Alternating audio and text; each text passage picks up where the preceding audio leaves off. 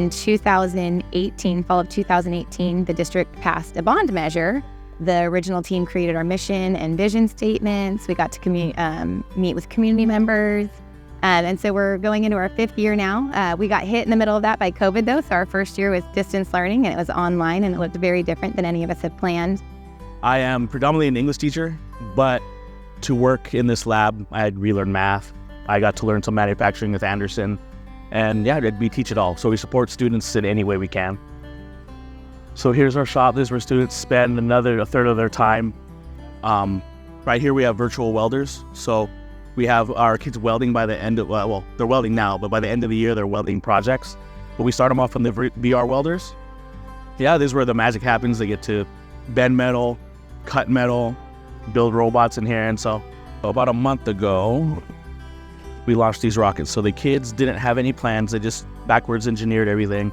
We put engines in them, and then about a month ago, we launched them into the air. Everything you see was kind of our idea to have students work in projects where they create a real sandbox business. This is what's cool. It's always adapting, changing. 2 years ago, just as early as 2 years ago, the students were making pretend businesses. They had a robot that cleans your room, a pencil that you push the eraser and it started recording, right? Pretend. Last year was our first, we wanted to keep building the project and improving it. Last year was the first time that students made real physical product. Part of our big goal here is we're a production-based class. So my main goal is to give them all of the tools, and then hopefully in our combination with English and history, also teach them what they can tell stories about.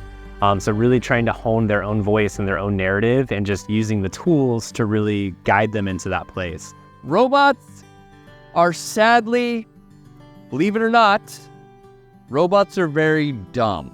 They are the dumbest thing on the face of the world. We actually have to go through and we have to communicate with them in the most basic ways possible. So the first way that we have to actually make sure that we can communicate, I need you guys to find the brain button, and then what do you think I'm going to click here? I'm going to click connect. Programming robots so we could control it without a controller. They like building and designing things, and this is why this is like one of the classes that like offered those things. It's basically like robotics, and they program things like this, and they do competitions like out of states, and they are back-to-back, I think, world champions, I believe. So yeah, we also get to weld, and it's pretty cool. And later we're making like actual robots. So the types of gears that we'll be using for our BEX kits, the 2 types are input gears and output gears. You guys are going to be hearing this a lot in this presentation about gears and gear ratios. So what is an input gear?